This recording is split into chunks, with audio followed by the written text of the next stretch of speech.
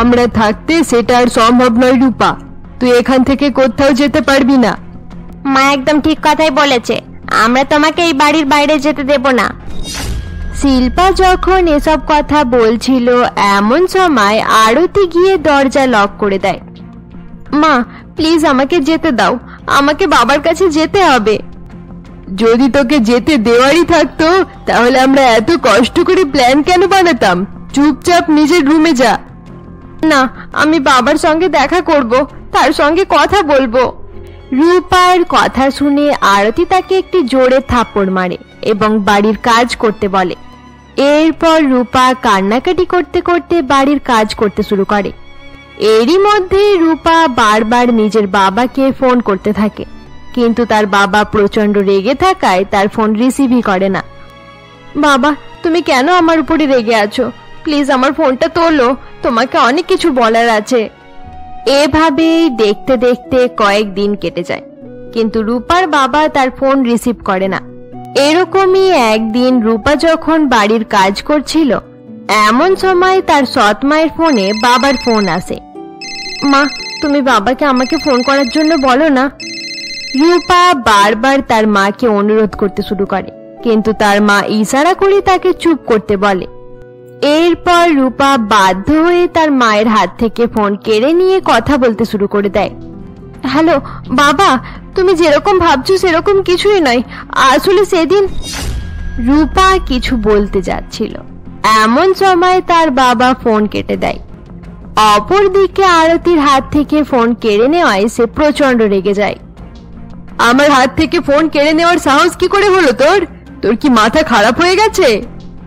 মা প্লিজ বাবাকে আমার সঙ্গে কথা বলতে বলো। তোর বাবা আর কোনোদিনও তোর সঙ্গে কথা বলবে না, তুই যাই করে নে তাতে কোনো লাভ হবে না। আরতি এই বলে রূপাকে জোরে ধাক্কা দিয়ে মেঝেতে ফেলে দেয়। রূপা মেঝেতে বসে কান্নাকাটি করতে থাকে। এভাবেই দেখতে দেখতে আরো কয়েকদিন কেটে যায়। রূপা সবসময় বাড়ির কাজ করত এবং দুঃখী হয়ে বসে থাকত। এরকমই একদিন, আরে মা অনেকদিনই তো হয়ে গেল, তুমি কি রূপার বিয়ের জন্য কোনো ছেলে দেখেছো? আমি তোকে বলবোই ভাবছিলাম, রূপার জন্য একটা ছেলে দেখা হয়ে গেছে। আরে এটা তো খুব ভালো কথা, এবার তাড়াতাড়ি তার বিয়ে দিয়ে এই বাড়ি থেকে তাকে তাড়িয়ে দাও। কিন্তু মা রূপা কি বিয়ের জন্য রাজি হবে? সে যদি বিয়ে করার জন্য রাজি না হয় তাহলে আমি তাকে ছাড়বো না। আরতি এবং শিল্পা যখন কথা বলছিল রূপা তখন সেখানে বাড়ি পরিষ্কার করছিল। রূপা তাদের কথা শুনে নেয় কিন্তু কোনো উত্তর দেয় না। মা দেখো না, বিয়ের কথা শোনার পর রূপা খুশি হয়নি। সে খুশি হোক আর নাই হোক তাতে আমার কিছু যায় আসে না। আচ্ছা মা, ছেলেটা কি করে? শুনেছি ছেলেটা কোনো বিজনেস টিজনেস করে, তার বাবা মা কেউ নেই, একাই থাকে আর একাই খায়। রূপার বিয়েতে আমি কোন রকম টাকা খরচ করব না, তাই মন্দিরেই তার বিয়ে দিয়ে দেব। 2 দিন পর আরতি এবং শিল্পা রূপাকে সাজিয়ে একটি মন্দিরে নিয়ে যায়। সেখানে এক ছেলে বর সেজে দাঁড়িয়েছিল। আরে মা, এটাই কি রূপার বর বিক্রম? হ্যাঁ এটাই বিক্রম। আরে জিজু কেমন আছো? আমার দিদিকে তোমার পছন্দ হয়েছে তো? হ্যাঁ তোমার দিদিকে আমার অনেক পছন্দ হয়েছে, কিন্তু একবার তোমার দিদিকেও জিজ্ঞাসা করে নাও সে আমাকে পছন্দ করেছে কিনা। আরে হ্যাঁ জিজু, আমার দিদি তোমাকে অনেক পছন্দ করেছে। আসলে আমি ঠেলা গাড়িতে ফল বিক্রি করি, তাই একবার জিজ্ঞাসা করে নিলাম। বিক্রমের কথা শুনে রূপা অবাক হয়ে দাঁড়িয়ে থাকে। রূপা দুঃখী হয়ে তার মা এবং বোনের দিকে তাকিয়েছিল। অপরদিকে আরতি এবং শিল্পা রূপার দিকে তাকিয়ে হাসাহাসি করতে থাকে। আরে রূপা, তুমি দুঃখী হয়ে গেলে কেন? তুমি যদি এই বিয়েতে রাজি না হয়ে থাকো তাহলে বলে দাও, আমি তোমাকে জোর করব না। রূপার এত সাহস নেই, তাছাড়া তুমি অনেক ভালো ছেলে, তাই রূপাকে তোমার সঙ্গে বিয়ে করতেই হবে। আসলে রূপা, ছোটবেলাতেই আমি বাবা মাকে হারিয়ে ফেলেছি, তারপর থেকে অনেক কষ্টে জীবন কাটিয়েছি, এখনো আমাকে অনেক পরিশ্রম করতে হয়। তুমি যদি আমাকে বিয়ে করতে চাও তবেই আমি তোমাকে বিয়ে করব। বিক্রমের কথা শুনে রূপা কিছু সময় পর্যন্ত চিন্তা করতে থাকে। এরপর রূপা বলে, আমি তোমাকে বিয়ে করার জন্য রাজি আছি বিক্রম। এবার নাটক করা বন্ধ কর রূপা, তুই রাজি থাক বা না থাক তাতে আমাদের কিছু যায় আসে না। পণ্ডিত মশাই, আপনি তাড়াতাড়ি বিয়েটা পড়িয়ে দিন। আরতি এবং শিল্পার কথা শুনে বিক্রম বুঝতে পেরে গিয়েছিল যে তারা রূপাকে পছন্দ করে না। এরপর বিক্রম এবং রূপার বিয়ে হয়ে যায়। বিয়ের পর বিক্রম রূপাকে সঙ্গে নিয়ে তার বাড়ি ফিরে যায়। বিক্রম একটি ছোট বাড়িতে থাকতো। রূপা, এটাই আমাদের বাড়ি। আমি অনেক পরিশ্রম করব এবং একদিন তোমার জন্য অনেক ভালো বাড়ি বানাবো। ছোট তাতে কি হয়েছে, তোমার বাড়ি আছে, এটাই যথেষ্ট। আচ্ছা রূপা, আমি দেখলাম তোমার মা এবং বোন তোমার সঙ্গে অনেক খারাপ ব্যবহার করে, এরকম কেন? কারণ তারা আমার সৎ মা আর সৎ বোন, আমি কোনোদিনও তাদের কাছ থেকে ভালোবাসা পাইনি। আচ্ছা, এই কারণে তারা আমার সঙ্গে তোমার বিয়ে দিয়ে দিল? তুমি এমন মেয়ে, অনেক ভালো ছেলের সঙ্গে তোমার বিয়ে হতে পারতো। একটা কথা বলবো রূপা, তোমার ফটো দেখার সঙ্গে সঙ্গে আমি তোমাকে ভালোবেসে ফেলেছিলাম। আমি তোমাকে অনেক হাসি খুশি রাখার চেষ্টা করব। আচ্ছা ঠিক আছে বিক্রম, ধীরে ধীরে সব হয়ে যাবে। এভাবেই দেখতে দেখতে কয়েকদিন কেটে যায়। একদিন রূপা যখন বাড়িতে বসেছিল এমন সময় বিক্রম বাইরে থেকে সেখানে আসে। রূপা, আজ আমি অনেক হ্যাপি। তুমি জানো, আমার বিক্রি অনেক বেড়ে গেছে। তোমার আসার পর থেকে এসব হচ্ছে। তুমি আমার জন্য অনেক লাকি। বিক্রম, তুমি অনেক ভালো। তুমিও অনেক ভালো রূপা, আমি তোমাকে অনেক ভালোবাসি। বিক্রম রূপাকে অনেক ভালোবাসায় রূপা অনেক খুশি ছিল, কিন্তু এখনো রূপার মনে একটা দুঃখ ছিল যে তার বাবা তার সঙ্গে কথা বলতো না। রূপা বারবার তার বাবাকে ফোন করার চেষ্টা করত, কিন্তু তার বাবা ফোন কেটে দিত। এভাবেই দেখতে দেখতে 1 মাস কেটে যায়। বিক্রম, এখানে আসার 1 মাস হয়ে গেছে। ভাবছি একবার গিয়ে মা আর বোনের সঙ্গে দেখা করে আসি। হ্যাঁ ঠিক আছে, চলো, আমি তোমাকে ছেড়ে দেব। না, তোমাকে যেতে হবে না, আমি একাই চলে যাব। মা আর শিল্পা কোনোদিনও ফোন করে না। তাতে কি হয়েছে, তুমি গিয়ে দেখা করে নাও। হয়তো এখন পর্যন্ত তারা বদলে গেছে। হ্যাঁ, ওটা ভেবেই আমি দেখা করতে যাওয়ার সিদ্ধান্ত নিয়েছি। হয়তো সেখানে গেলে বাবার সঙ্গেও দেখা হয়ে যেতে পারে। রূপা এই বলে বাড়ি থেকে বেরিয়ে পড়ে এবং মায়ের বাড়ির দিকে রওনা হয়ে যায়।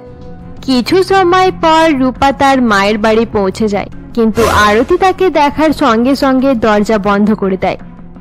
মা, দরজা খোলো, আমি তোমার সঙ্গে দেখা করতে এসেছি। চলে যায় এখান থেকে, আমি কারোর সঙ্গে দেখা করতে চাই না। এরকম করে বলো না মা, বিয়ের পর থেকে একবারও তোমাদের সঙ্গে দেখা হয়নি, তাই আমি তোমার সঙ্গে দেখা করতে এসেছি। তাছাড়া বাবাও আমার ফোন রিসিভ করছে না, একবার বাবার সঙ্গে আমার কথা বলিয়ে দাও। তুই বাইরে দাঁড়িয়ে চেঁচামেচি করতে থাক, আমি আর তোকে উত্তর দিতে পারবো না। এরপর আরতি এবং শিল্পা হল রুমে গিয়ে বসে পড়ে। রূপা বাড়ির বাইরে দাঁড়িয়ে দরজা নক করতে থাকে, কিন্তু কোনো উত্তর পায় না। শেষে বাধ্য হয়ে রূপা নিজের বাড়ি ফিরে যায়। রাতে বিক্রম বাড়ি ফিরে রূপাকে দুঃখী দেখে বলে, সকলের সঙ্গে দেখা করে চলে এলে? সবাই কেমন আছে? তাছাড়া বাবার সঙ্গে কথা হয়েছে? তারা আমাকে দেখার সঙ্গে সঙ্গে দরজা বন্ধ করে দিয়েছে। আমি অনেক রিকোয়েস্ট করেছি, কিন্তু তারপরেও কেউ দরজা খোলেনি। তুমি চিন্তা করো না রূপা, আমি তোমার সঙ্গে আছি। রূপা এই বলে কান্নাকাটি করতে থাকে। রূপাকে কাঁদতে দেখে বিক্রম তাকে জড়িয়ে ধরে।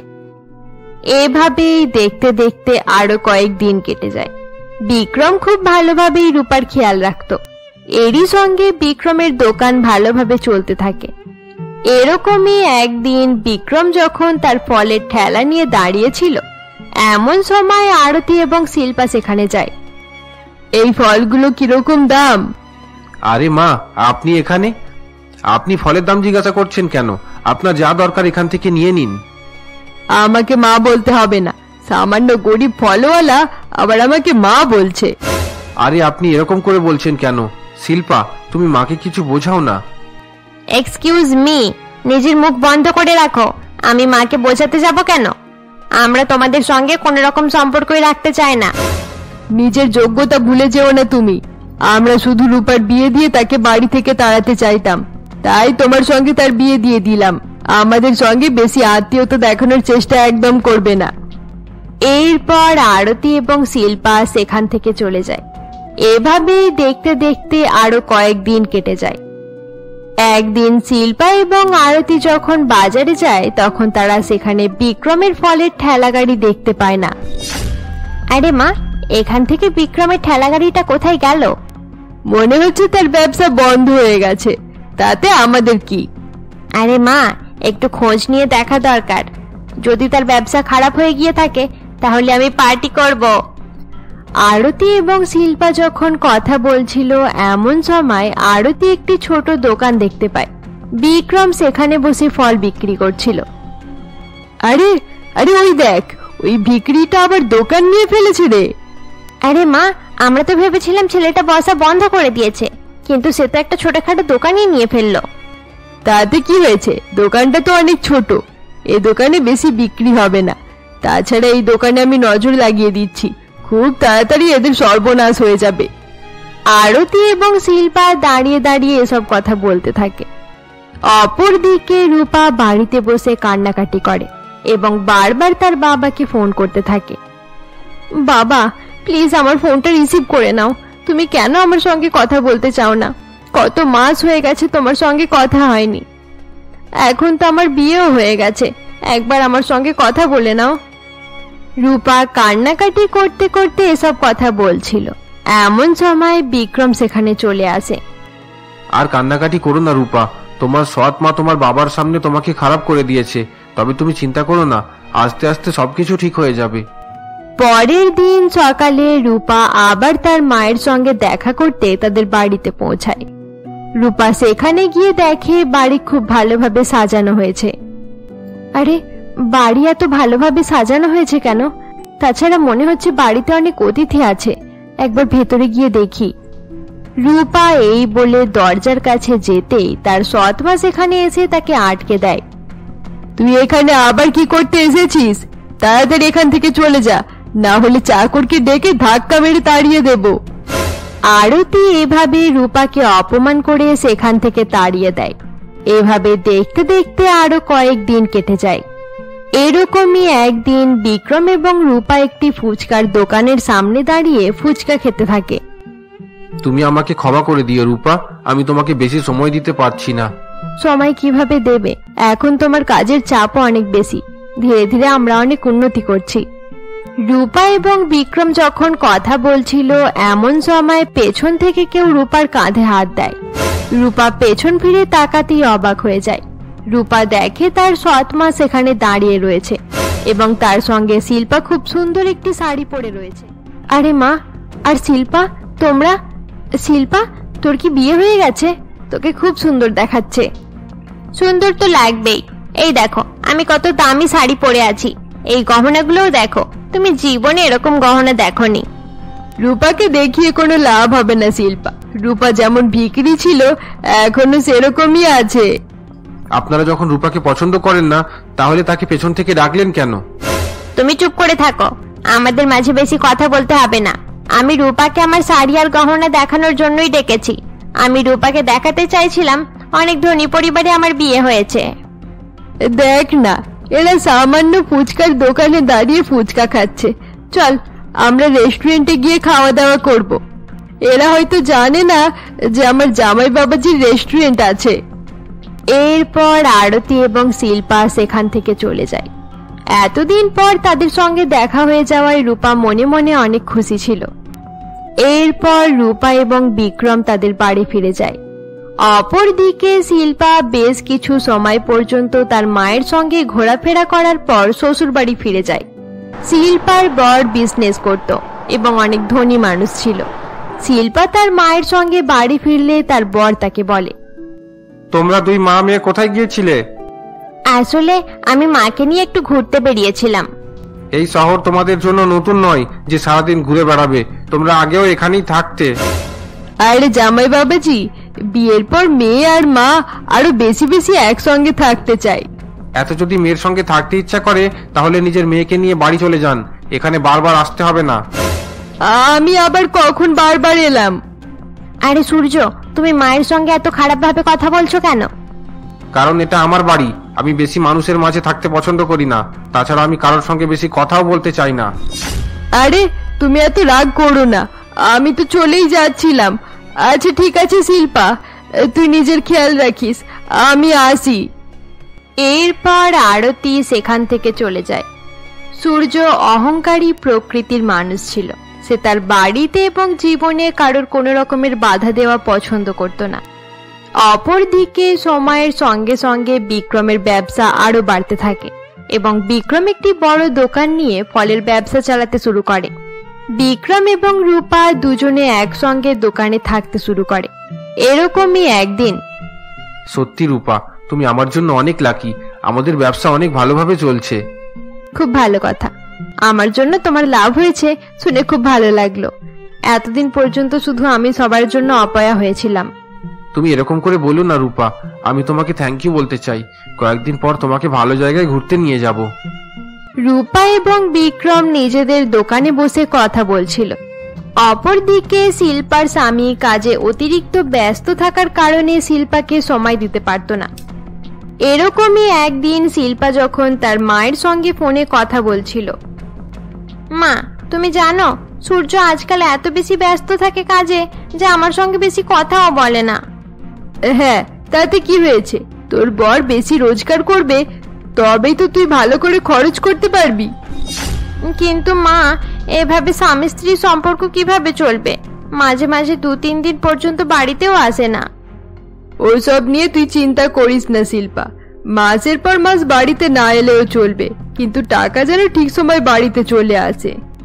এই পৃথিবীতে টাকাটাই সবকিছু। হ্যাঁ, টাকার তো অভাব নেই। আচ্ছা ঠিক আছে মা, আমি তোমার সঙ্গে পরে কথা বলবো, এখন ফোন রাখছি।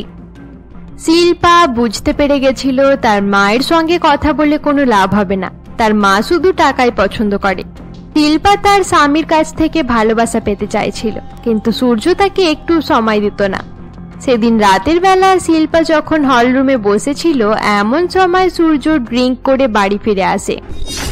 আরে তুমি চলে এসেছো? এত লেট করলে কেন? রাত 1টা বেজে গেছে। রাত 1টা বেজে গেছে তাতে কি হয়েছে? আরে তোমার শরীর থেকে তো অনেক দুর্গন্ধ আসছে, তুমি এত বেশি নেশা করেছো কেন? শিল্পার কথা শুনে সূর্য প্রচন্ড রেগে যায় এবং তাকে জোরে একটি থাপ্পড় মেরে দেয়। সূর্যের এরকম ব্যবহার দেখে শিল্পা কান্নাকাটি করতে শুরু করে দেয়, কিন্তু সূর্য তার দিকে গুরুত্ব না দিয়ে ঘুমানোর জন্য নিজের রুমে চলে যায়। আমি কত আশা করে সূর্যের সঙ্গে বিয়ে করেছিলাম, কিন্তু আমার সব আশা শেষ হয়ে গেল। সূর্যের কাছে অনেক টাকা আছে, কিন্তু তারপরেও তার সঙ্গে বিয়ে করে আমি সুখী নেই। এভাবেই দেখতে দেখতে আরো 2 মাস কেটে যায়। সূর্য বেশিরভাগ সময় বাড়ি ফিরত না। সূর্য যখনই বাড়ি ফিরত, নেশা করা অবস্থায় ফিরত। অপরদিকে বিক্রম আরো বেশি উন্নতি করে নিয়েছিল। বিক্রম একটি বড় বাড়ি এবং গাড়িও কিনে ফেলে। এইরকমই একদিন বিক্রম এবং রূপা তাদের নিজের গাড়ি করে শপিং মলে ঘুরতে যায়। আরে বিক্রম, বিয়ের পর থেকে তুমি প্রথমবার আমাকে শপিং মলে নিয়ে এলে। আরে হ্যাঁ রূপা, এই জায়গাটা আমি পরে ঘুরতে আসার জন্য রেখে দিয়েছিলাম। আমি ভেবে নিয়েছি আজ তোমাকে অনেক শপিং করাবো। এরপর বিক্রম এবং রূপা শপিং মলে ঘুরতে ঘুরতে অনেক কিছু কেনাকাটা করে নেয়। শপিং করা হয়ে গেলে তারা একটি রেস্টুরেন্টে গিয়ে খাওয়া দাওয়া করতে শুরু করে। আরে রূপা, রাত 10টা বেজে গেছে। ঘোরাফেরা করতে করতে বুঝতে পারলাম না। সত্যি আজ আমরা অনেক এনজয় করলাম। তুমি একদম ঠিকই বলেছো বিক্রম। আচ্ছা চলো এবারে বাড়ি ফিরে যাই। এরপর বিক্রম এবং রূপা নিজেদের গাড়ি করে বাড়ির দিকে যেতে থাকে। বিক্রম গাড়ি চালিয়ে যাচ্ছিল, এমন সময় রূপা তাকে দাঁড়াতে বলে। আরে বিক্রম, ওই দেখো আইসক্রিমের দোকান, আমি আইসক্রিম খাবো, তুমি ওই দোকান থেকে আমার জন্য আইসক্রিম নিয়ে এসো। এরপর বিক্রম গাড়ি থেকে নেমে রাস্তার অপর প্রান্তে আইসক্রিমের দোকানে চলে যায়। রূপাও গাড়ি থেকে বেরিয়ে এদিক সেদিক হাঁটতে শুরু করে। রূপা হাঁটাচলা করছিল, এমন সময় একজনের সঙ্গে তার ধাক্কা হয়ে যায়। আরে শিল্পা, এত রাতে তুই এখানে? তাছাড়া তোর মাথায় আঘাত কিভাবে লাগলো? রূপা, আমাকে বাঁচিয়ে নাও, বাঁচাও আমাকে। বিক্রম, তাড়াতাড়ি এখানে এসো। রূপার ডাক শুনে বিক্রম তাড়াতাড়ি তার কাছে চলে আসে। আরে শিল্পা এখানে? শিল্পার কি হয়েছে? বিক্রম চলো, আগে আমরা শিল্পাকে নিয়ে আমাদের বাড়িতে যাই, তারপর সবকিছু জানা যাবে। এরপর বিক্রম এবং রূপা শিল্পাকে নিয়ে তাদের বাড়ি চলে যায়। আরে কি হয়েছে শিল্পা, তুই এত ভয় পাচ্ছিস কেন? তোকে দেখে মনে হচ্ছে কেউ তোকে মারধর করেছে। আমাকে ক্ষমা করে দাও রূপা, আমি অনেক খারাপ ছিলাম। আমি ভেবেছিলাম ধনী হওয়াই সবকিছু। আরে শিল্পা, কি হয়েছে সেটা বলো। আমার স্বামী অনেক খারাপ, সব সময় নেশা করে বাড়ি ফেরে আর আমাকে অনেক মারধর করে।